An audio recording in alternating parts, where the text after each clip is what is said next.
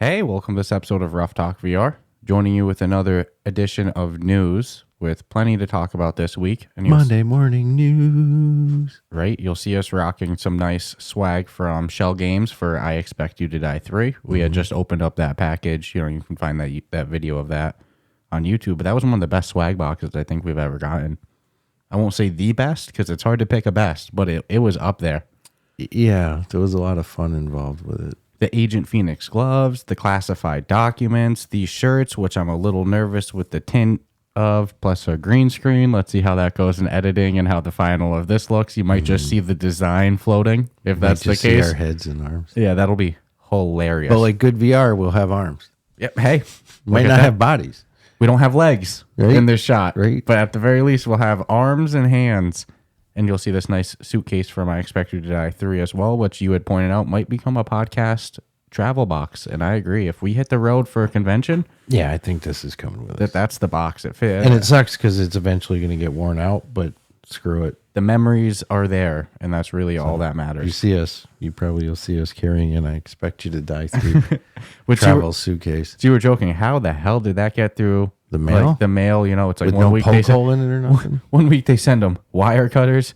Next week, a strange briefcase with the I Expect You to Die on it, So With wires attached to it. we might get more hassle from the convention police than the mail police, PAX police? The PAX police. It could the happen. PAX mafia. It could happen. The enforcers is what they call them. Yes. No, they do a good job. Yeah, no, that was a great swag box. And to kick off the news, one of the coolest pieces of news I've seen in months, there's a new VR studio that's popped up called Creature. It's made by some industry vets. I'll get their name in a moment, but just to keep the rhythm going, it seems like that they're going to do in-house game development, like they're going to have games made by Creature. And maybe I'm incorrect on this, but I've gotten the impression that they plan on doing a little publishing. It seems that way. Maybe I'm incorrect. I'd love to speak to them. But they announced that they're going to be managing a $1 million indie VR fund provided by SideQuest to fund indie VR games. And that's huge. It's like $1 million. You look at a game like, Starfield, $1 million probably doesn't make a dent in the development of it. But there's a lot of developers, especially indie games, at $10,000 in funding, $20,000 in funding could be the difference between their game existing and not, or whatever the number is. So depending on the size of like funds needed to complete these projects that are being granted, that $1 million could get stretched out quite a bit. Wonder if they'll allow any for marketing purposes. Because there's games that have, they're great games, but poor marketing. Oh, like they don't have a marketing budget, you're saying? So like, Correct. hey, I need So, like, $10K, but not yeah. to develop my game, but just to market Like it. there's a $10,000 grant limit for... I wonder if you need as to... long as it's exclusively used for development, I'm curious marketing. The prerequisites for it, But it's cool either way. Yeah. Gives people, let's be honest, and talking to a lot of devs, it's like, the early years, can be tough. it can be real tough. You're making sacrifices just to do this in the first place, and then the money's not coming in, and you still have to, No, again, this funding could be the difference between the game being made or not. Oculus Publishing, they always brag about the amount of games that they've funded and helped come to life, which is impressive and huge, but it's not 100% of games. It's good to have other sources of funding available, especially one that focuses on smaller studios. And just to give proper credit, the developer that's leading Creature, his name's Doug Northcook. Apparently, he's got quite a bit of experience in the VR. It's weird because the name actually sounds really familiar. It does. It rings a bell. Apparently, he's got a lot of experience in the VR industry, and it seems like he's kicking things off with really good intentions. A $1 million fund. Coming out with a bang. It sounds like, so the wording of it... Do they do podcast grants? The wording of it from Upload VR is that Creatures to manage the $1 million fund from SideQuest, which to me, I read that as SideQuest is providing the funds and Creatures managing the applications and, how much is going to go to who, yada, yada. That's how I interpreted it, but I'd love to speak to them to hear more about it. Apparently, developers can already start to apply for it. So let's see. I think this is one of those things. Games take time to make, so I think we'll really see the effects of this in a year, 2 years, but I'm expecting big things to come out of this in the indie VR scene. I'm gonna just put it all on it.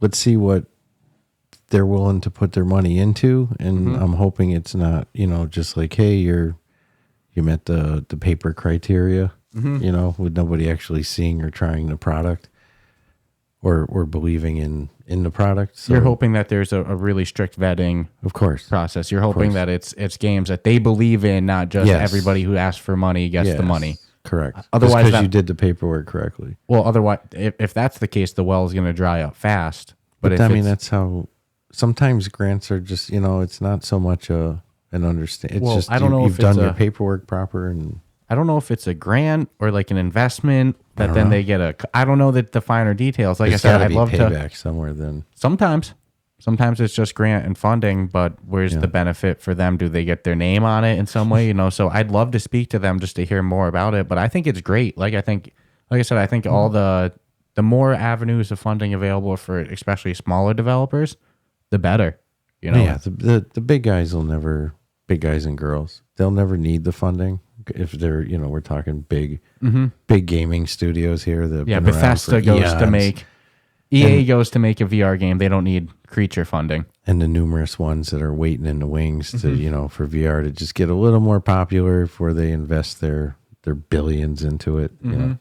But no, it's just another avenue that makes money available for the small company guy that has none and has put it all on the table. Or the one person, the one person team. Well, I still call them a studio. Yeah, they're still a studio. That's 100% correct. It's just shit. More often than not, it's solo devs that we had talked to. Yeah, at least for the majority of it. Yeah. And then maybe some people join at the end towards the wrap up and stuff. But they'll always be studios to me, man. Yeah, no, I agree. They're still all technically studios. But I love to see it. And apparently the games don't need to go on SideQuest in order to receive the funding. But it's definitely encouraged. I like the avenue of your games in like the early beta stage SideQuest. You put it on just to get a little following and feedback. When it's ready for more consumers, like more early access, not so much beta, just like early access, that's App Lab. And you use that time to build up for an official store launch. It's such a good release schedule. Now, granted, no guarantee you ever get to the official store. Hell no. But I don't think it's also smart to put your game out. If you're a new studio, it's different if you're a Polyarc or something.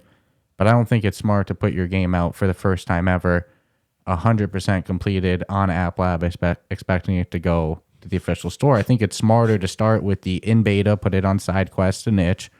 And when it's ready for more playable, like early access, you go to App Lab and you continue to develop it and hope that at a full release, it's ready to go to the official store. But you got to build up the following the whole way through, you can't just rely on that. And I don't care what kind of following you have. There's certain technical parameters that has to get met. Of course. Or, you can, so even if you have a great game, if it's not going to have the proper frames. Correct. Then it's just not going to happen. But I think just throwing a completed game with no marketing previously done in the lead up onto App Lab and hoping for the best is not going to work in 2024. No, 2023. It worked in 2021. Yeah, but not anymore. There's too many. 2022. But the competition's getting deep, and you got to market it from the early development. We can talk every single week that marketing is going to become just as important as the actual game development. Because good marketing, let's be honest, if the marketing's good, you can take junk and make it look good. 100%.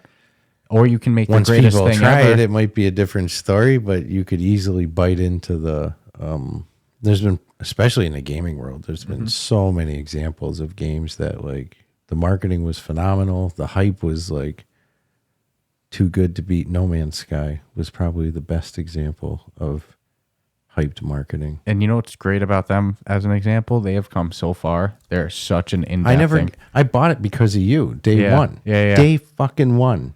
Because you and I'm like, no way, because they made a lot of claims, Yeah, and it definitely tanked at launch. Not for nothing. I don't think I ever hated on it. No, I always it just have didn't liked live it. up to the promises. Yeah, that's it. But remember since they then, went in hiding. Yeah, the early People release of showing it was bad. But now again, they just came out with an update like 2 days ago. And there's so much VR support Dude, for that game too. There has been so many updates since they originally launched. Yeah, it's a different not game. even the same game No, anymore. it's not. There was one update. I don't even think I was happy about it. I was like, this is just going in directions I didn't want, but it needs to. Yeah, they've gotten like. But I love No Man's Sky. Yeah, I didn't really crap on it because I didn't believe that they were going to be able to do all that shit on day one. It was like ridiculous. If they had launched that, let's say they actually did a VR version and it was everything they had promised. They have a VR version of it.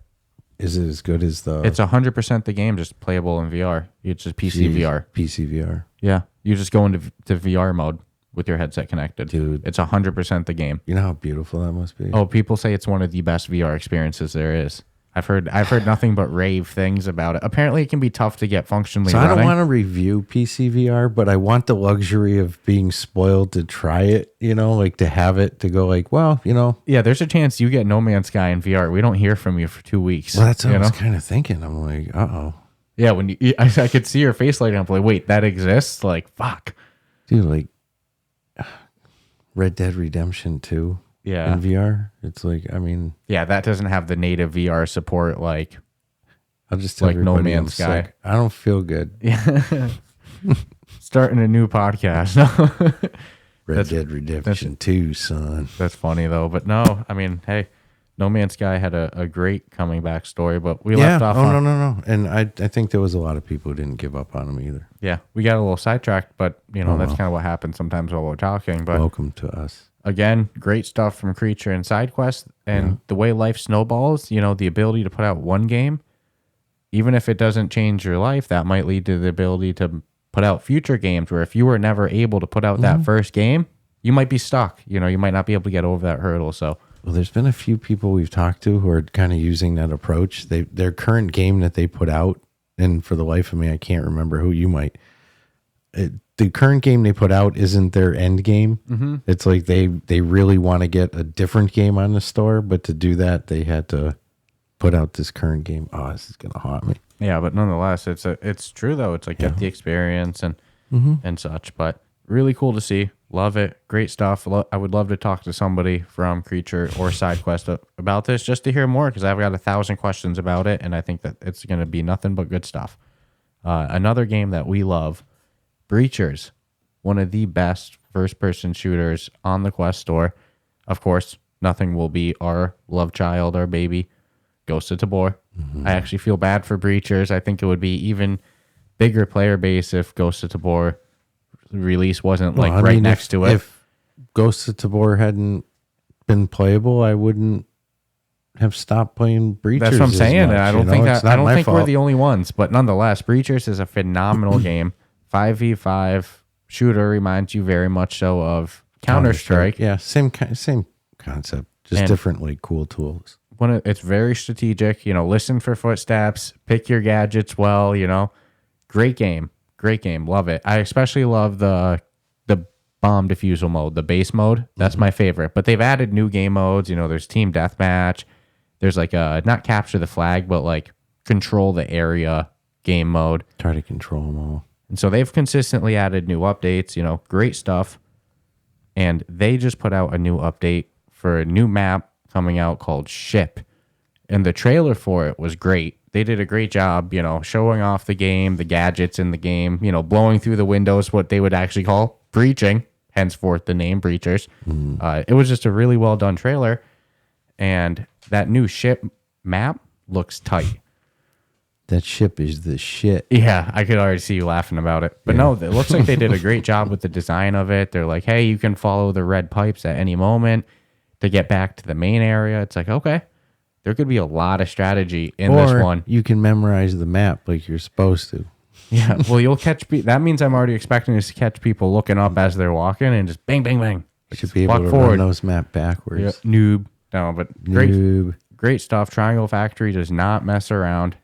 No, and I totally anticipate, if we were to flash forward 2 years from now, the amount of maps that are going to be available and then who knows, they might even reach the point where they take the route of community made maps. I think and then, hello, game changer. I think for competitive shooters on the market right now, that's number one for esport potential. Easily. You know, Ghost of Tabor is my most fun one. Well, I don't know how Ghost of Tabor would work for an esport though. That's different. well, yeah. You know How what about I'm we saying? wait for them to be done with Ghost of Tabor before I'm sure- they make it an esport. Well, I'm sure that they'll put out a game that's much more In esport. current world, You know, you know? I wouldn't call Ghost of Tabor an esport game, but I have more fun with it. But Breachers, in terms of esport potential, yeah, it's ready to roll. I think it's number one on the store right now. Just need some more maps. Some more maps, yeah. I mean, the more gameplay is maps. pretty balanced. I think that they got I would good. love to see a nice sized bigger map. Yeah, I get what they're going with, but the at ship same is the time, opposite of it's that. Like, The ship looks tight. I want to see some depth. Yeah, not a desert, but I know what you mean. Like a nice wide open. So we got a big cornfield. Yeah, How y'all's doing? the Children of the Corn map. You Get know, to drive the big combine. but the ship map is the opposite. The ship looks compact. Ship is a shit, man. It looks tight. It's so good, man. I wonder if there's going to be the like the underneath. You know, it looks like there's. Let's see. Well, there's levels, obviously. Yeah.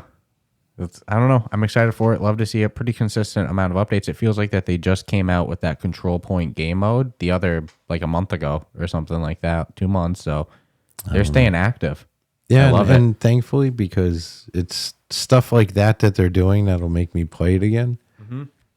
Versus, given the option, if you're like, hey, you want to spend 30 minutes playing something and you throw, you want to do Breachers, we could do Tabor, I'm going to be like, Tabor would be cool. Yeah, I'll always go to Bora because I hate getting stuck with 3 kids. If we have 3 other people from our Discord ready to go for Breachers, it's a different conversation. That's fun.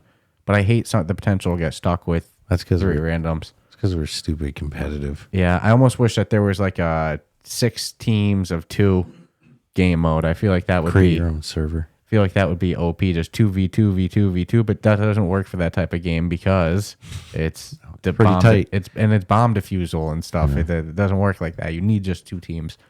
So I don't know.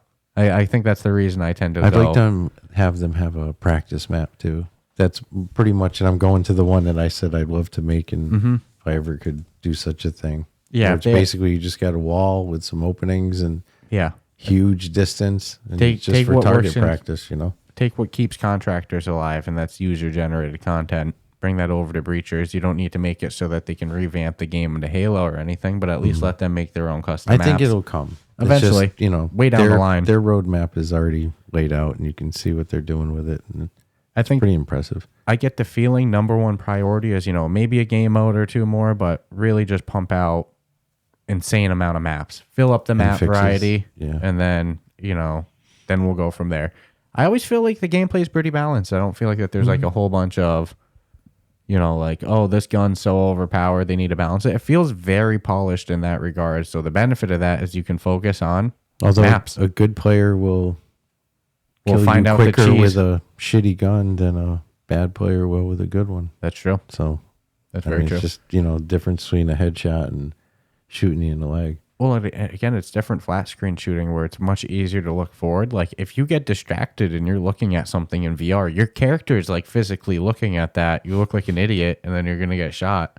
Mom, 5 more minutes. I'll get I just got killed. Yeah, it's different flat screen. You turn your head flat screen. Your character doesn't turn their head, but you no, dude. You can actually do you can play on your phone in video game for the most part. Yeah, your character's not going to reflect that. You could tell if somebody's looking at their phone in VR. You just stop moving my thumbs. Yeah. What?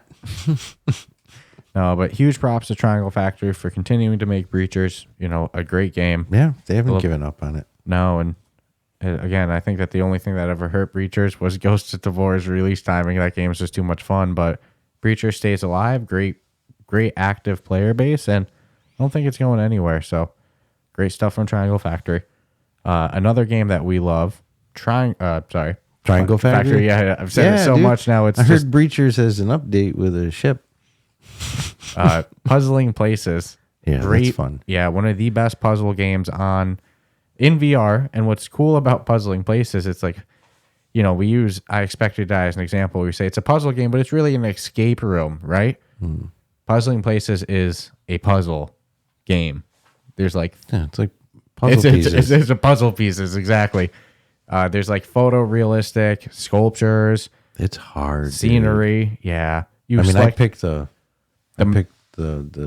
ton of pieces. Yeah, because I was going to say they let you select the amount of different pieces that you want with like preset mounts. Man. Since the time we reviewed it, they've added multiplayer.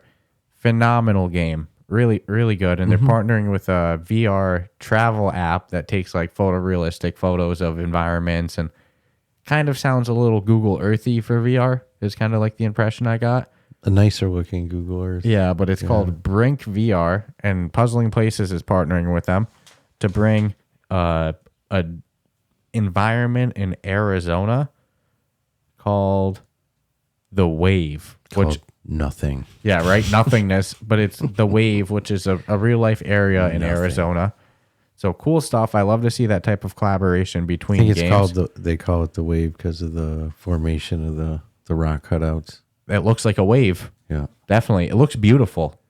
And like even in the video that they showed, the environment of Or that's the last thing people see when you fall off it because you're when you die of heat exhaustion, shit gets real wavy. Yeah, so don't go out there. It can be lethal in that desert. That's where I thought. Funny. You know, I don't need any water. I'll go out there with some. I know what dehydration feels. I'm fine. 10 minutes later. It happens, dude. Happened to Yeah, it just happened a month ago. former UFC middleweight champion Evan Tanner went out on a bicycle ride. And But did he go out there on purpose to do that? does anybody? Yeah. There's but- people who walk in the forest to die, and definitely the desert. Because you know, dude, if you walk into that desert with no water, there's a point of no return. Like once you feel like you need water, Or you run out of gasoline. And then what are you going to do? it's like being in Australia, mate. Can't travel without like a case of water. They don't even have the case. They just use that big 5-gallon jerry can filled with water, mate. Yeah, you got to. Koalas. Go milk a koala. Oh, man, Australians are the best. I had so much fun. That is my number one bucket list place to go. Go to I've been to Melbourne. other countries, but I just want to go to Australia. Go to Melbourne, I'll go anywhere in Sydney. there. I'll go in the middle where nobody is. No, you won't. Why not? Chill with Aborigines. Maybe I learned something. And never see you again. Your ass is going to be one of those dead of Dude, dehydration. I've read some amazing books on Australia. When the locals don't go crazy. there, your ass ain't going there.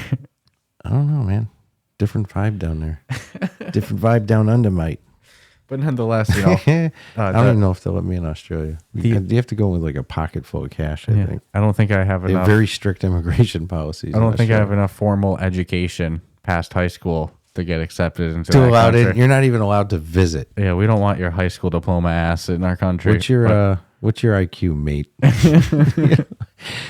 Pick it on you. But nonetheless, you know, the Beautiful environment country. but the environment shown in the Wave DLC, the trailer for it looked really beautiful. It's funny when they Dude, I mean, it's a freaking photo. It's as real as but it looked really nice. I know that sounds obvious, but and you get to put it together.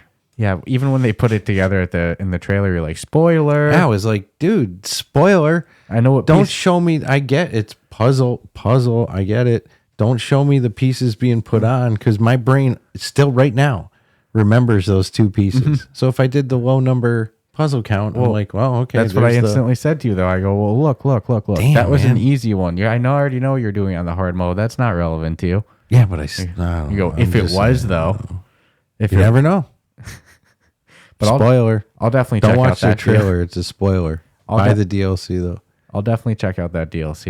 It looks fun. Looks like there's a lot of potential, and I always love to see that type of cross collaboration between apps. And honestly, I'm always impressed with games that for what they are and what they've offered and what they have on the table, it's like one could argue and not you wouldn't get upset if they walked away from it per se. Mm-hmm. Still kept updates, but not DLCs and stuff. Go like it's a beautiful game, but these guys just they don't keep stop. No, they keep adding stuff. No, I love Puzzling Places. They do free content. They do paid DLCs. A little bit of everything. So Yeah, they're good. I imagine I didn't catch it on the release. I'm sure it said it and I missed it, but I didn't catch if this was free or paid. But I imagine it's a paid DLC. Anytime there's cross collaboration, there deserves to be compensation. But Yeah. Puzzling Places has done free content in other updates in the past too. So it's a great game to have in your library. So many puzzles. It's if you love relaxing, puzzles, too. It's there's multiplayer in it now. physically relaxing, emotionally tormenting at times. Yeah. Because you're not doing a flat screen puzzle. And we still got to really check out the multiplayer. We haven't gone too much in it. Maybe that's the next little co-op Anybody thing. mucking up my pieces? Maybe we can talk about that a little bit. I have a method. Yeah, actually, that's a good Doesn't point. involve other hands touching them. You solve a lot more, a lot higher number of puzzles than I Just am. go into your buddy's puzzle, just start moving shit, or wait for him to start grabbing something and grab it before him. Better yet, every time they go down to grab a piece, unclick too. Right? Oh, dude. Dude, what's happening? I know I'm making progress, but I'm not making progress. Yeah, I suppose we really should know what it can do and can't do. We can maybe talk about it next week a bit. But next piece of news, we got a trailer for a new toy train game. Choo choo. Coming in VR on the Quest and Steam VR later this year. And dude, it's exactly how it sounds. It's a toy train sandbox game. It's cute. It definitely is cute. Train bounces on. And it looks like you can just build whatever the hell you want. As far as train tracks. Correct. Within realism. On like an 8x4 table or some shit. Like it didn't look like that there was missions and purpose. It looked like sandbox. Looked like just build some freaking trains, bro. Yeah, I mean, I used to have a huge train set when I was a kid. People love huge. trains. It was like pool table size. Yeah, people love that shit. Had the mountains. Used to love. I had dual tracks, the little horn. Do I need to repeat? People love that shit. So I mean, but the novelty will wear off quick if you're just building an oval, and it won't have that same. Yeah, I could even see ways to do missions in it. Like, hey, build the train to work from this way. But how do we know that they really don't? I just got the impression it was sandbox, but I'm intrigued based by on it. the video? I agree with you. Yeah, I'm intrigued though. It's something different. I think something like that makes sense to have in VR. A marble game makes sense to have in VR.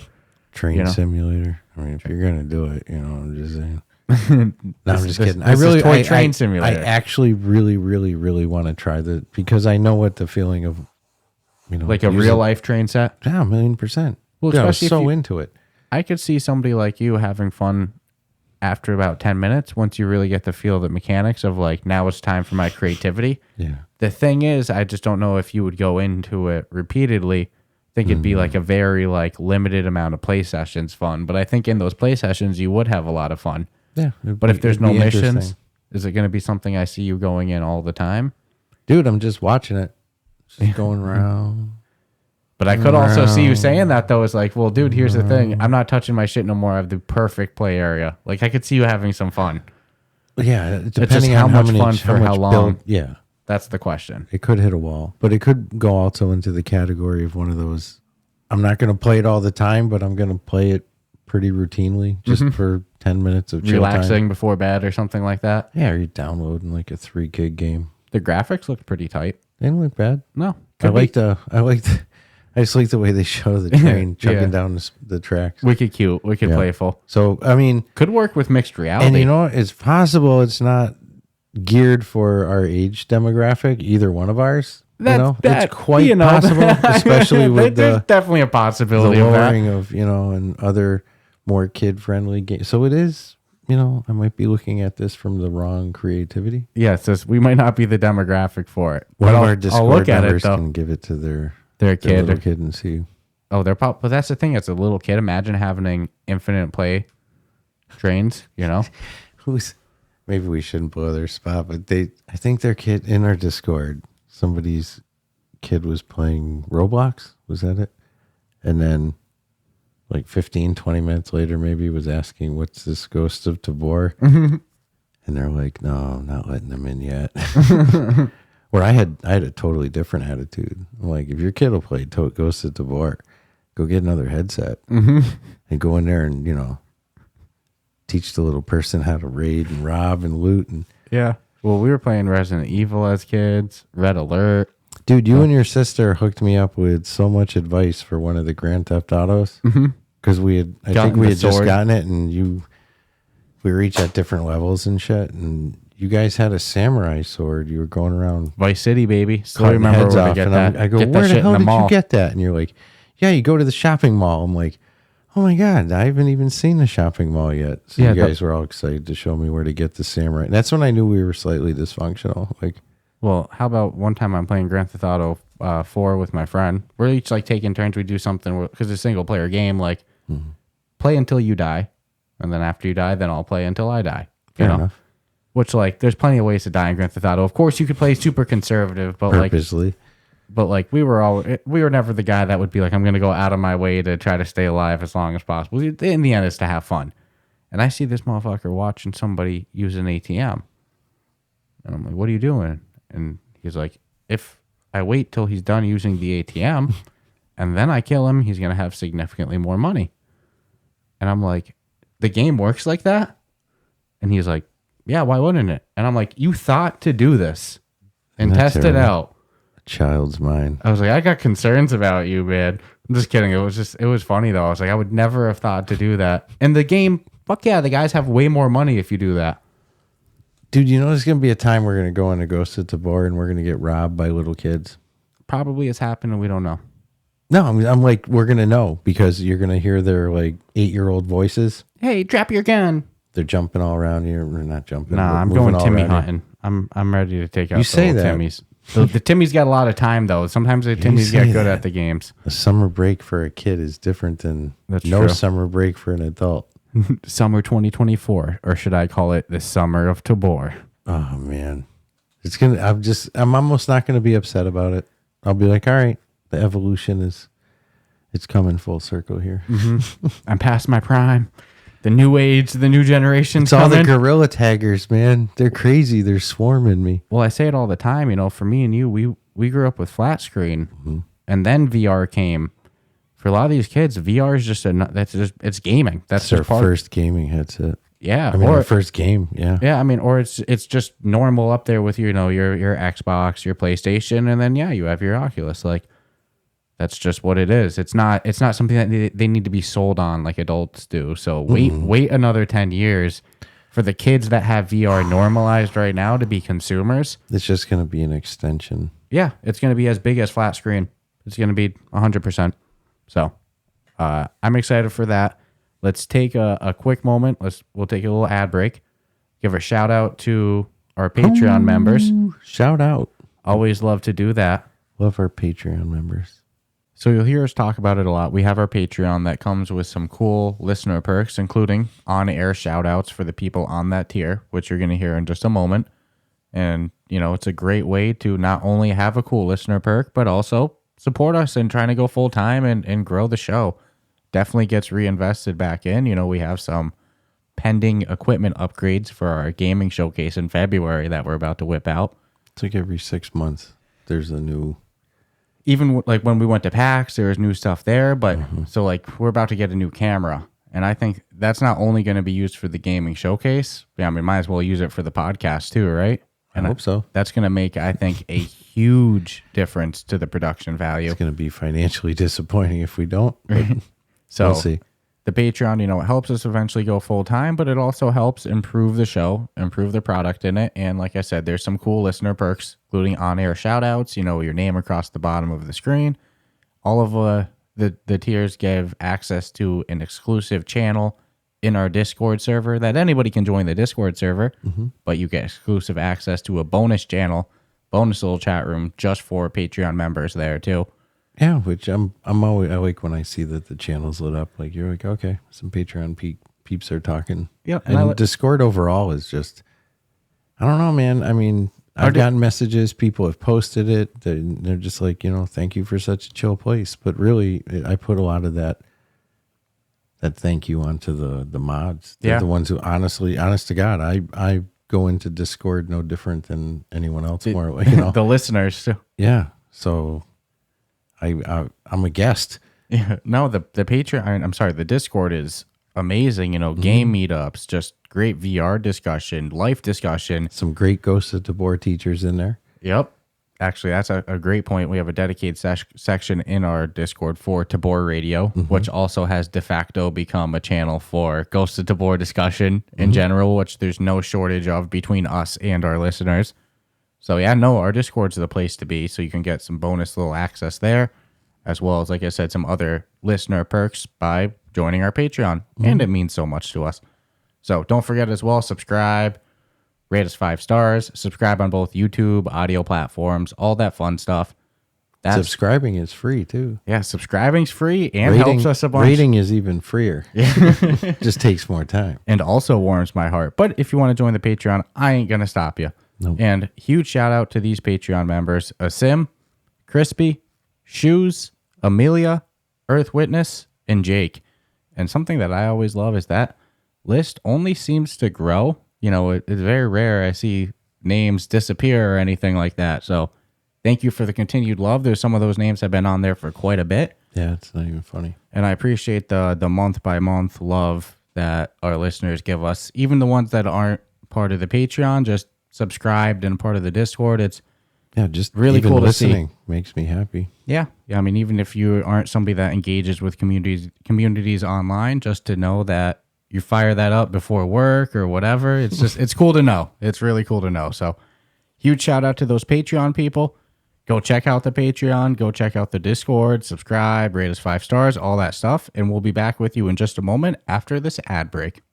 Ladies and gentlemen, it's time to unleash the beach beast within you. This summer, Manscaped is here to help you level up your beach game with their new Beard Hedger Pro Kit. They're going past waist deep in the grooming game and diving in headfirst into your facial hair fantasies. The Beard Hedger is a game changer, allowing you to shape your beard like a true beach babe. So this summer, let the beach balls bounce and turn heads all over the place. Visit manscaped.com and use the code word RuffTalkVR for 20% off and free shipping. It's time to tame your mane. So say goodbye to all your stubble trouble with Manscaped's Beard Hedger Pro Kit. It all starts with the Beard Hedger. First off, this cordless trimmer has a rotary wheel that gives you 20 hair cutting lengths, all with one guard. So no more messy drawers full of extra add-ons. Plus, it's waterproof, so you can shave in the shower to avoid all the hair in the sink. The titanium-coated T-blade is tough on hair but smooth on your face, leading to single-stroke efficiency. That brings satisfaction one stroke at a time. The Pro Kit doesn't even end there, though. They've created 4 dermatologist-tested formulations for your post-trim care. First, there's the beard shampoo and conditioner. You need to remember all your hair is different. Your beard hair is more coarse and easier to damage than the hair on your head. That's why the kit has made shampoo and conditioner specifically designed to moisturize, reduce ingrown hairs, replace natural oils, and promote beard health. Next, the kit has Manscaped's Beard Oil. This helps relieve dryness both on the beard and under the skin beneath while adding a little shimmer and shine. Cap off the kit with the Beard Balm, pomade that shapes, styles, moisturizes, and tames for a sculpted look to attract any fellows or dames. The Pro Beard Kit also comes with 3 free gifts, a beard brush, comb, and scissors to ensure your beard is ready to impress. So get 20% off and free shipping with the code RuffTalkVR at manscaped.com. That's 20% off with free shipping at manscaped.com, and be sure to use the code word RuffTalkVR. Manscaped Beard Hedger, 1 stroke, 1 guard, 20 lengths.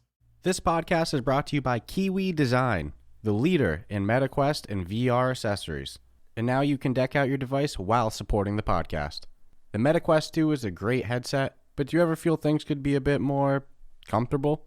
Well, we have the solution for you. With lens protectors, controller grips, face covers, head straps, link cables, headset stands, and more, including my 2 personal favorites, the top version controller grips with added weight and an extended handle, and the Kiwi upgraded Elite strap. Let's be real, we've all whacked our controller. Don't be the guy messaging Oculus support for your own mistake or waiting weeks for an out-of-stock controller. Visit the link in our show notes to prepare yourself today. After visiting the link in our show notes, make sure to use the promo code RuffTalkVR at checkout, all one word, to take full advantage of your savings. And make sure to click the link in our show notes so the podcast gets credit and you help support us. Remember, whatever you need, Kiwi has you covered. And we are back. And halfway through the news items to talk about, literally, I have 8 things on my your agenda, my notebook, and we've talked about 4 of them. So literally, we are halfway through. Now, whether that's going to translate into halfway of the time, that's up to how much we want to talk, really. I mean, we can fly through these. We can go pretty in-depth with them. Like, we spent a lot of time on the SideQuest and creature aspect. Probably half of the episode so far was that. So, you know. I don't know nothing about that. So, it all depends on how long we focus on each episode. But we're halfway, through each topic. I don't believe in time, man. But we're halfway through the list of topics. And the next one up, we have VR chat. one of the most popular social apps in VR, and hell, one of the most popular apps in general. It has a cult following, to say the least. They were teasing a couple months ago mobile versions of the game, and an alpha version of VR chat is now available on Android devices. So you can play VR chat on the go on your Android. Now, is it still VR chat or is it Android chat? Does my avatar jiggle? And on the phone, I imagine it still jiggles, all the same jiggles. Yeah, there better be. I don't know. I mean, VR chat is, I think what makes it so special is it's made for VR. Otherwise, it's just chat. That's why I joked it's now Android chat, but it'll prove, the game's not going anywhere with player base. It's probably just going to only grow from now too. And I'll put faith in the company that if they chose to make it cell phone friendly, there was numbers and reasons to do it. I just don't think it was one person who went, it'd be a great idea, and I happen to be in charge of this. So, there was obviously a strategy behind it. And, if it brings in, I guess, some new people who use it mobile, but do you have to own VR chat and VR? Well, it's free. It's a free app anyway. So it's just weird. So, I have a lot of questions. Yeah. Are you going to have a represented avatar for users? Is it cross-platform? I imagine it's going to be everything the same, just on you'll probably be able to use your same avatars. I don't know. I imagine. Can you create an avatar from your phone? Who knows? Who knows? Buy one? See, we've never been VR chat haters, but we've also never been like VR chat lovers, if that makes sense. Like, it didn't help? The documentary. Yeah, but we've never been like... Boy.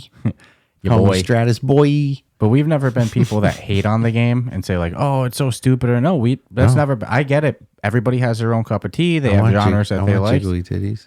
That would probably be my avatar too. I'd probably have a fat, fluffy tail. But I was just gonna say we can't have the same avatar. Yeah, we got problems. Maybe we can have different color tails and hair.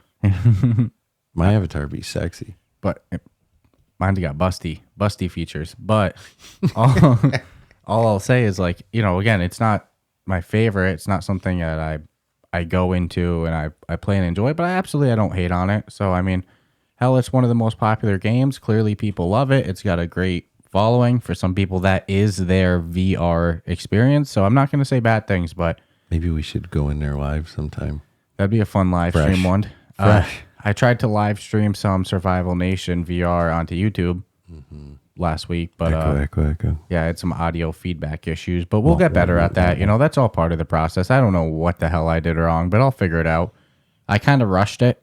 Like, I didn't test it a whole bunch. I'm starting to believe there's specific technology one needs, and although there's workarounds, they're not as good as I don't know what I did wrong. I got to try it again. But Survival Nation, like streaming to the TV. Mm-hmm. It's like, I have this app that I use, and I don't know, they must have gotten wise to people using it to stream because now it only works for a certain amount of minutes, and then so anytime I Google, they're like, no, you need fucking Chromecast to stream it to your TV. So I'm like, okay. So even though there is workarounds, it all seems to point back to other devices. Yeah, I think I did everything right except one thing, and I just got to find what that one thing is. I think I can pull it off, but that's what I get for rushing it. Yes, well, clearly that was the issue, but what caused it? I mean, but we'll keep playing with it. It was stuck in an audio weird echo loop. Yeah, don't know. And it's not like I was recording, so I mean, I don't. But Survival Nation, that's a fun one. We'll have a review of that ready soon, but it's like, dude, it's just so in depth. I'm like, what, level 17 in it? We're deliberately dragging ass on it so we can play it. It's a fun one, especially for co-op. Mm-hmm. Spoiler, it's probably going to get a good rating out of me. I mean, if I've been playing it for this many weeks and I haven't just abandoned it and whatnot. Well, what really, really stopped me in my tracks was when you were like, oh, I feel like eventually we'll hit a wall. And it's like, well, I want to know when the wall is. And if in fact it hits one, even though there's future plans for it. So whatever wall you hit won't be for very long. But it's like, you have me curious. Like, all right, when is the novelty going to wear off? And so far, it hasn't. There's some grindy aspects. Like, you'll hit level 17 and do a quest, and they're like, all right, the next one, you got to be level 19. So it's like, really what they're trying to force you to do is go do the side activities and stuff like that. Yeah, stay busy. So there's a little grind, but what's wrong with a little grind, right? It's fun grind. Hey, listen, truth be told, you can choose to do the little side things, but you don't have to. Sometimes we just go deep into the wild, kill some shit way above our level, and fucking have a party. Yeah. So zombie killing. I don't mind the little bit of grind. It's fun, especially co-op. Maybe it'd be different single player, but I'm having a blast with Survival Nation, so stay tuned soon for that review. That wasn't even on my notebook. I don't know how I got from VR chat to that, but here we are. So VR chat come into... No, there's actually... Well, you don't even walk straight. You're kind of crab walk side to side. Bojangle eggs. Speaking of crab, I think I'm going to do a lobster roll tonight for dinner. I think I'm going to go down to the old local Big Y grocery store, have them steam up a lobster for me there, come home, crack that baby open, mess with it with a bunch of butter. They do a great job steaming them, though. Steam it for you for the same price? Baby, why am I going to do that at home? So I'll come home, I'll throw that into a shit ton of butter, throw it on a hot dog bun, a potato roll, specifically potato hot dog bun. Those are the best ones. And then have a field day. So speaking of crab legs, that's why, I said crab walk made me think of my lobster roll I got coming up later. I would take the king crab legs over lobster. But a lobster roll is good. I love lobster. No, so here's the thing. For a lobster roll, are you a butter or a mayonnaise guy? I'm an either or, but I like both too. I'm not going to lie. If there's bread involved, I prefer the mayonnaise. But if I'm eating lobster, I just want to dip it in a nice butter. Yeah. I like both methods. The freaking curry butter, the Irish. That's what I got right in my fridge right now. So you already know I got a field day, but nonetheless, VR chat, come to Android phones. I wish they would sponsor us. I could use 100 pounds of curry butter. Yo, anybody listening, if you work for Kerrygold, make it happen. Yeah, we're butter fans. Oh, we love your country. I love Kerrygold butter. So good. When I went there, that was it's what they had at the hotel. It's just thickly yellow. Good. Like butter's supposed to be. None of that. Not that like pale white dying. Like, is this gonna give me dying? My butter's dying. That's dude. how it looks. It. It got no life. It's anemic. You look at that Kerrygold, you're like, let's go. Eat it. You can just eat a stick of it. No, a nice fat slab of Kerrygold on some. You don't sourdough. stick a popsicle stick into your butter and just sit there and walk around with it. Spread on some sourdough. Oh my goodness. Sourdough and that butter is that's a marriage meal made in heaven.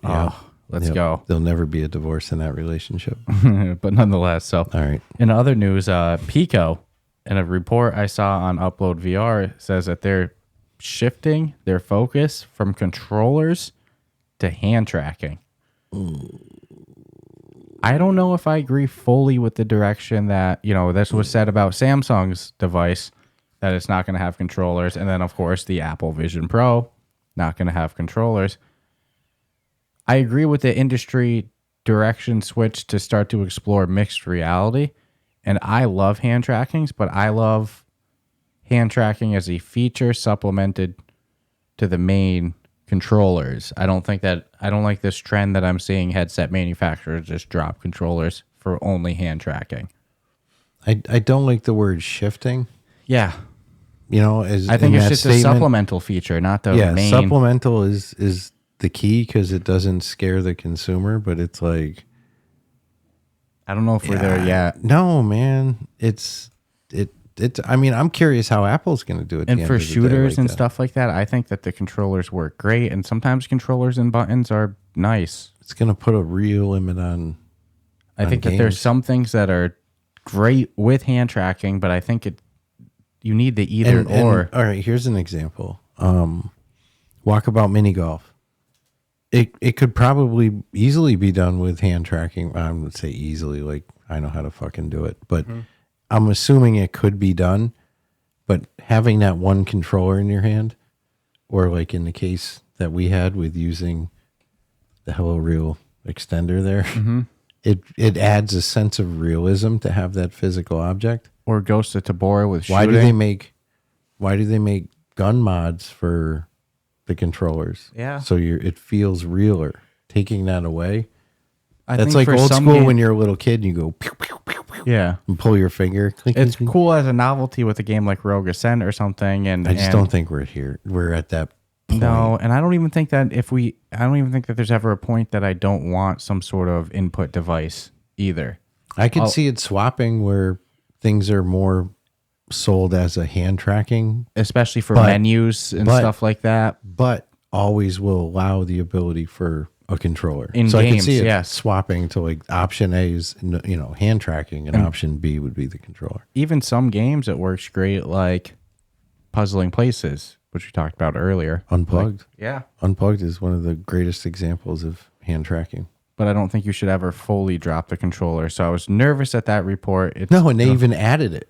So there's an example of choice A is your hand tracking, and then choice B is your. I think there's some use cases that hand tracking is great, but not enough that there's some use cases that controllers are better. So I don't know. I didn't agree with that one. But let's see. I wonder which way people would go if there's VR porn. Because again, this is 2 weeks. This is 2 weeks in a row. Hey, I have no arms. With enough hand tracking data, My hand is sexy. if you're getting busy in the headset with yourself, getting busy with yourself, at a certain point, Meta's going to be able to make pretty accurate estimations of what you're packing. Well, they already know. You know, It's got a lot of cameras on it. mm-hmm. Now they're going to see that shit in stroke color. length. You know, Like I've said, you wear clothes when you play VR. what you're going to write to Meta? Hey, I play with the tip a lot. You know, it's I feel violated. They'll get that data. So I don't know how I feel about that one. I don't know if that's data I want to give away for free. Do my avatar. I'll do it naked. You pay me X amount of money, I'll give you that data, but I don't want to give you that data for free. You know, it's just funny. But I this is 2 weeks in a row. Last week we talked about, like I said, with the Samsung VR headset, their focus being shifted to dropping controllers and going hand tracking. This doesn't say that they're dropping controllers either. It just says that they're shifting their focus. I just don't believe that, truthfully, they're in a position in the market that they should be shifting anything. Besides where they're selling headsets? Other than an aggressive campaign and to get into the North American market and, start generating a little more capital. Noise, too. And yeah. Yeah. It's there's a whole bunch of people in America who would like a... Riddle me skeptical on that one, to say the least. But let's see what happens. I've been often wrong in the past, and I'll be often wrong in the future too. Listen, we said a couple weeks ago, there's going to be a lot of VR companies coming into the market, and there's going to be a lot of companies leaving the market. Just because you come out with a headset isn't going to guarantee you longevity in the game. And if you can't, if you just don't have that money in the background to float the tough times when they hit your company, you're screwed city. You know, it's like, fortunately for us, with the manufacturer of the headset we love, they do have capital that they can a lot afford. of capital. Correct. So, I would just wait that actually before shifting. Would you be more nervous in the VR industry if Meta wasn't involved and there wasn't a powerhouse like them with that type of funding, willing to weather storms? Yeah. I'm pretty committed.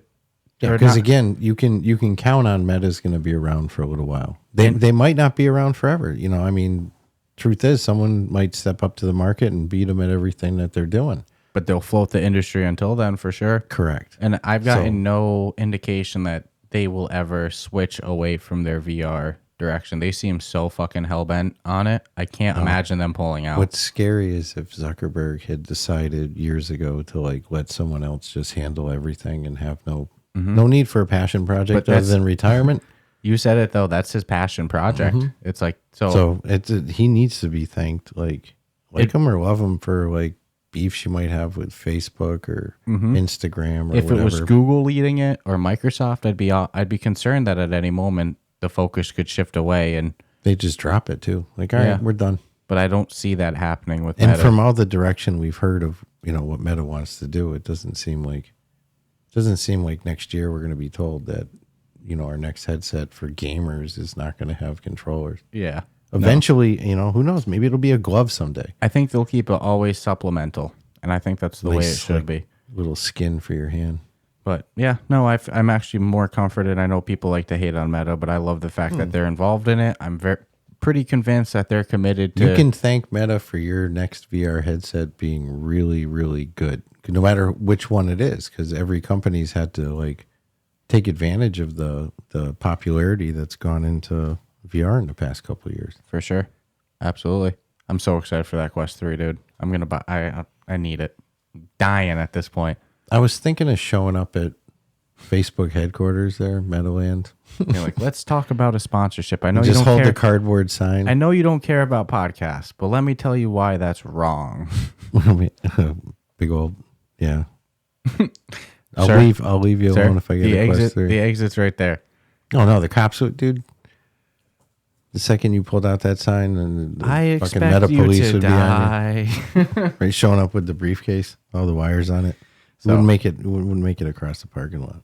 So, anywho, just two more pieces of things to talk about quick. There's a new productivity app coming called SoftSpace, which is another app that lets you work pretty much with virtual computers for productivity. You know, make notes, work on spreadsheets, etc.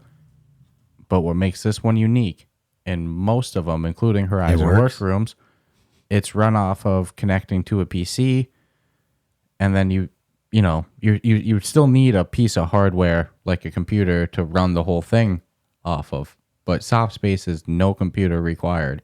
You can go right from your headset when the app releases later this year to a full productivity virtual environment, which I think is actually an essential step for these type of apps. I think having any other hardware requirement defeats the beauty of standalone. In a standalone headset, I don't want to do anything but open up my freaking headset, go in the app, and everything be ready. If there's anything that involves logging on to a computer, even if it's just to activate an email, use the app. Adjust where your desk is, where your laptop is. Yep. So the fact that this is going to be a full virtual productivity app with no hardware required besides your headset, you know what? This is the first one that I'm like, I could do a meeting in it. Like if we can just go in and I have a computer, I have spreadsheets, I can make notes, I can type, can do all that, and I don't need to deal with having a connection to my actual computer or setting up anything. It's just a virtual productivity environment ready to go. Oh man, this could actually be a really good app. I was skeptical at first because I was like, there's a couple of these, but I'm like, all right, now it's bringing something really new and good to the table. I guess. You know, I mean, I love the idea of the full integration because I agree with you 1,000,000%. It's like we've tried a bit with Horizon Workrooms, and it's just too much. We tried a few of the different ones, and it's always kind of that same MO with the too much of an overhead. I could just do this with real life and Zoom, you know. But if we could have just gone in and it was ready to go, we might have actually been a little sold on it. It's just funny because I question how many people really take advantage of the productivity rooms or do like what Mighty Coconut would do and just all jump into a fucking game of golf, and that's the way to go. It, you know, because we know they've had meetings in there. They have some special build where they can go 30 people in there, whatever. Oh, come on, man. So I you know, there's a percentage of companies doing that. How cool would it be to do that with Ghost of Tabor? It's like, all right, everybody meet at the house. We'll load into a private raid. Dude, I got one better than that. How cool would it be if Mighty Coconut offered their own quote unquote workroom, which was, you know, a huge open golf area where you could bring in, you know, up to 20 people, 25 people. And there's, you know, golf balls to throw around and shit, and strip down most of the scenery and stuff. So it's more of open plane. Be a corporate DLC only. Yeah, corporate meeting room for sale. Oh, dude. Funny. But no. Well, there's something to say for that because they're having fun at their meetings, right? Yeah. You hear it. Virtual boardroom, right, is, dude, it's a fucking boardroom. I mean, you usually have the nice desk and look, I got a whiteboard, and it's like. And this isn't only about meetings. I just said we could do a meeting in it, but it's for like you can just do general work in there planning, too. Strategizing. Yeah, and just general fucking work. So I don't know. I've always liked the concept of it, but none of them have been able to like execute the concept good enough for me to actually want to go in.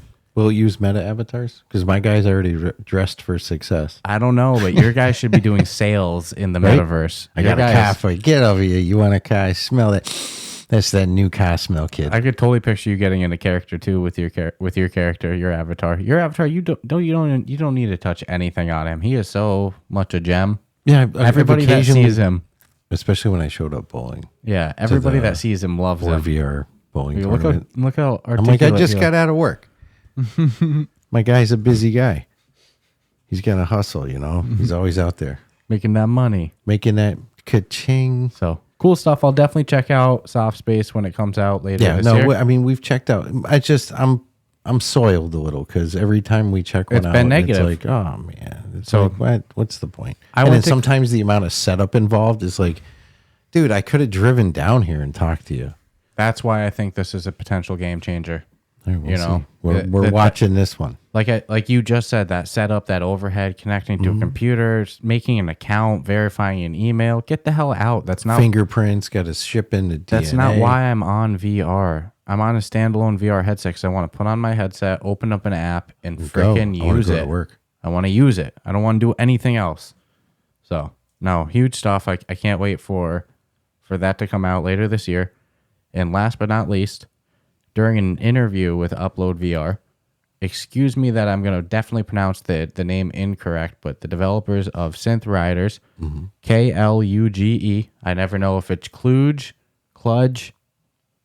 Interactive, Kluge, whatever the correct pronunciation. I like Kluge. Yeah, I'm going to stick with Kluge until they correct me. Kluge is a freaking awesome name. Kluge Interactive. Kluge! So, in an interview with Upload VR, dying. they had mentioned that they've explored the possibility for hand tracking in Synth Riders. Could you imagine that? I mean, dude, That's up there with making mistakes in puzzle games. That's an area that, like, if shit is off the slightest bit, it has a pretty detrimental effect. So what that says to me is look at how much progress has been made in hand tracking since we got the headset.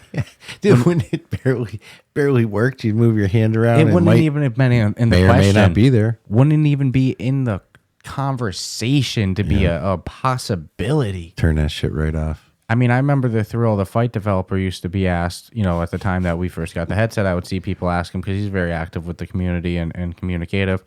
They'd be like, are you ever going to do hand tracking in the game? He's like, it's not there yet. It doesn't work like that. It's not possible. You lose it. And now it's at the point where I'm like, could you do hand tracking and Thrill the Fight? Like, we're getting close. Maybe if not yet, but like, damn, the leaps and jumps that we've made in hand tracking. The fact that these developers are not saying that they're going to do it, but like they've explored the possibility. And like you said, in Synth Riders, people start missing notes because of bad tracking and stuff. They're going to be pissed off quick. So it's not a game you can do it lightly. No. But could you imagine if the fact that we're hitting that point, it's a conversation, is incredible. Yeah, I mean, if it works, and I have a feeling that with Quest 3 and the tracking being better. If developers already have it, which they gotta have it, otherwise, how are they going to have experiences ready specifically for it? It just seems logical that they would have it. So if developers already have it, then they know something, and they might know, like, dude, maybe we can't do it on the Quest 2.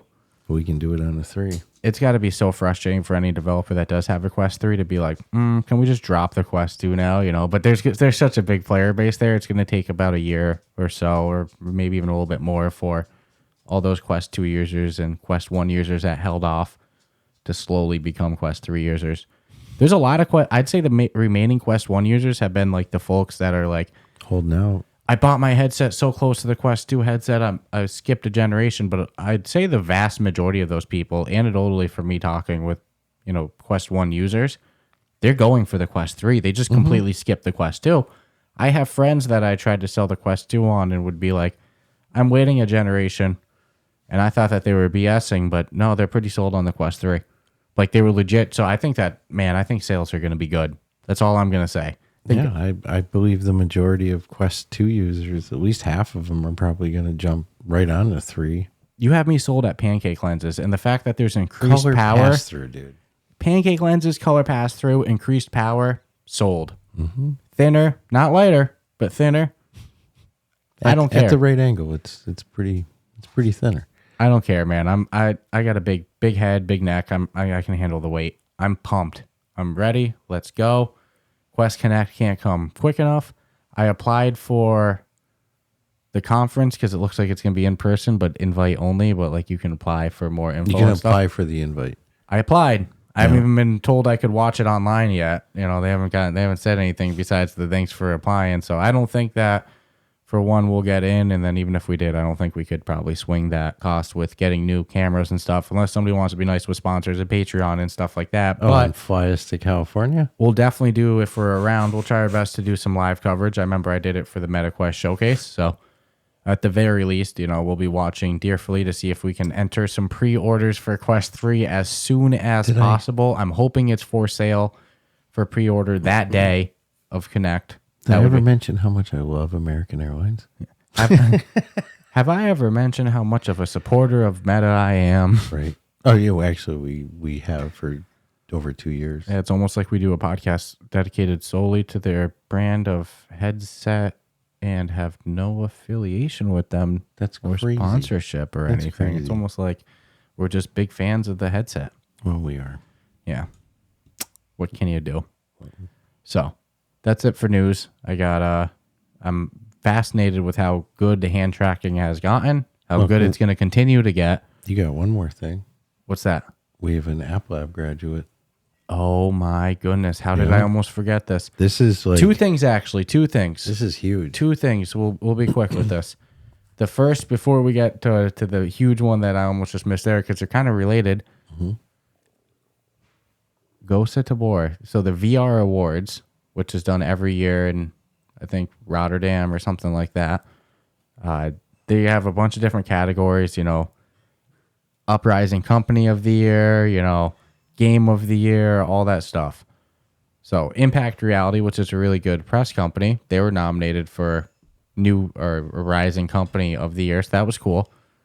But a game that we love, we do a podcast for them, Tabor Radio. That game is Ghosts of Tabor on App Lab. It's nominated this year Under development for the VR Game of the Year. Yeah, that's amazing. And there's some other bangers on that list of Game of the Year as well. But I wanted to give a shout out to that one as we have some affiliation with them through doing the official Ghost of Tabor podcast in Tabor Radio. They give us some love. We give them plenty of love. It's cool. And I'm amazed that a game in App Lab, on App Lab, early access, been out for 6 months, is a strong, not just nominated, a strong candidate to win Game of the Year. It's hard to argue with numbers. It's hard to argue with results. People love it. The game's great. So congratulations to Ghosts of Tabor on being nominated there, and also Impact Reality and all the other games and people that were nominated. That's huge, just to be nominated for any type of awards and recognition. Hell like yeah, that. it is. So speaking of which, a game that we love, it's won awards for us. We've talked to the developers of that that original class of App Lab games that we talked about. It was the last one to not yet graduate. On our list, yeah. Now we only have Atlas Mystery. That came, I don't include that in the original class. That was like class 2. Correct. Does that make sense? Yeah. Just on timing and everything. Like we'd been talking about Swordsman VR for a while. Even when it first went on App Lab, I was mind boggled that it was on App Lab, because at that time, it was already a top selling, most popular game on PlayStation VR. It never made sense to me that it was on App Lab. There's other sword fighting games. There's other sandbox games, and most of them, like Blade and Sorcery, another game I love. That is a combat murder sim. Like, that is a choke slam people, rip them apart, stab them through everything game. Swordsman VR is the only game that's a true sword fighting simulator. It's not about physics in like a physics simulator like Battle Talon or Blade and Sorcery. It is a sword fighting simulator. So it did something unique, and it did it great. It had a sandbox mode, but it also had a campaign. The gameplay was super tight. They've continued to update. And finally, Swordsman VR from Sin Studio is going to the official MetaQuest store. And that is so well deserved. Yeah, long overdue. So long overdue, It's like the team crushed it when they. At release, they've stayed up with updates. They've hustled. Their game is good. It's got the advanced physics. They've done motion tracking with it. What else do you want? We've pissed and moaned for the longest time. For months. That, months. lot a year, longer than months, over man. a year. Like this game why is it on The first App time I Lab? played it was one of those examples, and it was pretty much all the ones that used to be on the list that have now since graduated. I'll go grab my Sin Studio hoodie right now that they sent us like a year ago. You know, we've been big advocates of Swordsman VR since it originally launched in App Lab because Dude, we were it confused. was polished. It didn't make any sense at all why It was on App Lab. this got App Lab.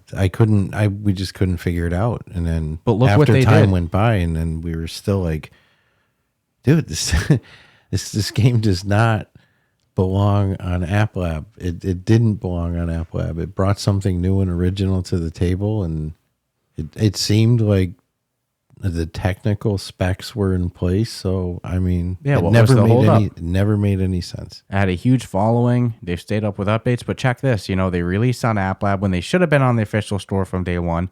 And how do they handle it? They don't get discouraged. They go, look, we just got to prove ourselves. We got to prove that we're not relying on meta. We got to keep doing what we got to do.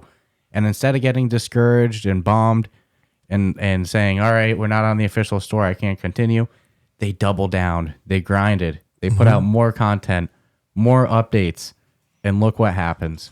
Hard work pays off. They're on the official MetaQuest store. Yeah, We're coming congratulations. to it very soon. Cool So, dudes too. Yeah, everybody from the team is great. So huge props to Sin Studio for having their baby graduate from App Lab to the official store. Very well deserved. Like you said, Where long we're gonna see overdue. it. We're gonna see it in the list of Top selling, top rated. because that's the other thing. Most of those App Lab graduates, They all thank get you, the Meta, label. for stealing that. By the way, pretty much every one of them gets that That label, that Yep. tag, best selling, top most rated, popular. whatever it be. Yeah. It gets some sort of label. And So I couldn't be more happy that our entire list one is it's almost sad in a way because I'm like, oh shit, that's all of them. they've all grown up. They're all to the store, but it really, really, really makes me happy because we were right as far as like, okay, this game should be on. So as far as from a curating standpoint, Now we just need Atlas Mystery. yeah, it's our next push. Yeah. Don't get it. I'm it's a genre that's not overtaxed. But again, I would have to be honest and then say I don't know if the technical If specs it gets the are, frame rates, it feels like it does, but I don't have a counter while I'm on or anything like that. but that's definitely one that I don't know all the reasons why. Yeah. But huge props to Sin Great Studio game. with Swordsman But VR. congratulations, Sin. Yeah, you guys kill it. You guys crush it. You know, if you're somebody Hard that work. you've played those other physics games and you're wondering what makes Swordsman VR unique, or you've just been craving a sword fighting game, it's a sword fighting sim. I can't So express you it think enough. you know how to sword fight, do you? Yeah, it's not about going in and just murdering people. It's about realistic sword fighting, and it's so much fun like that. So have fun. If you haven't checked out Swordsman VR yet, check it out on the official MetaQuest store when it goes there. Yeah, Very you're well gonna see deserved. it soon enough. Yeah, so that's awesome. So thank you for bringing that up. Is there anything else I'm forgetting? Probably, but anything else that you can remember that I'm forgetting? Let's see. Is there anything that I'm not forgetting that you're not forgetting? I don't think so. Most of the games we love out there crushing it. Ghost at the board dropping I numbers. hear people talk about lulls in VR and like things being dead or whatnot, and I've seen some developers posting, yeah, it has been a little slow for me, and other developers saying shit's great. All Here's- relative to your own little bubble. If you're looking for, the next Half-Life Alex, yeah, shit's dull. I think 2023 has been amazing Sure with has. content. Where's Ghostbusters? Barbaria, The Light Brigade, Ghost of Tabor, Breachers. It goes on and on. Every month, great releases. So much good content. Survival Nation. We've gotten a new I Expect You to Die. I Expect You to Die 3. I think the best one yet. Dead in VR, it's like you're just not looking. It's there. I don't know what your expectation is. For me, 2023 has been a banging year that's only going to get better at the end with the Quest 3. So to me, 2023 has been on fire. I don't know what people are talking about. I'm having a blast.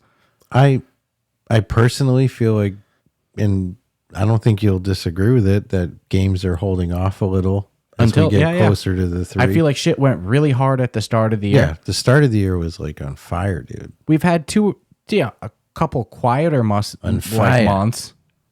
Oh yeah, the beginning of the month of the year was insane, and it's been a little quieter the last couple, but it's not dead. And when you look at a game like Ghost of Tabor, Breachers is killing it. It's like, I don't know.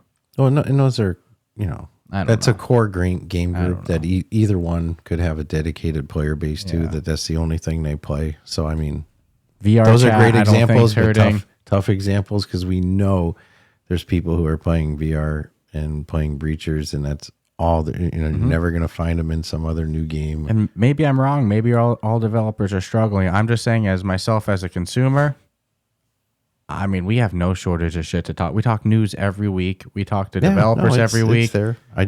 We have games. I don't see a lull, but I feel all right, there's some games being held off. Yeah. No argument there. We'd even talked about that last week. Like, so just wait until the Quest 3. Be perceived as but there's been so much content in the start of the year. It's like, I'd say that makes up for it. Like 2023 as a whole, if you view it as the year itself and the amount of content in it, it's been insane.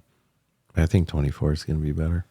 And I don't disagree, but that doesn't mean 2023 has been bad, but I agree. I think 2024 is going to be even better. I agree. Well, yeah. I mean, there's so many games that are, we're not being told about because they're being developed with more of that Quest 3 in mind. Mm-hmm. So it's going to be a very interesting year. Yeah, good stuff. So but we should be getting Ghostbusters. I hope. I haven't heard shit about it. My guess is next month. But remember how much you were bugging me September with I Expect You to Die? Mm-hmm. You were like, what? Are they going to even send it to us that early? And then like... I wanted that early. I won't lie. Most games I don't, I'll go with the flow. So I'll wait till release, but there's some games I'd love it a little early just because but it seems like I really want to enjoy every second of it. I don't think developers like to send out their games to press and content creators till it's pretty bug free and ready to go, because there's always that one that goes, well, the press version I played was buggy. And it's like, well, look, that was a version from a month ago before release. Like, we fixed all those bugs. So I don't think that developers like to send out the game for reviews and stuff like that and content until it's bug free. And sometimes that's only a week before release, unfortunately.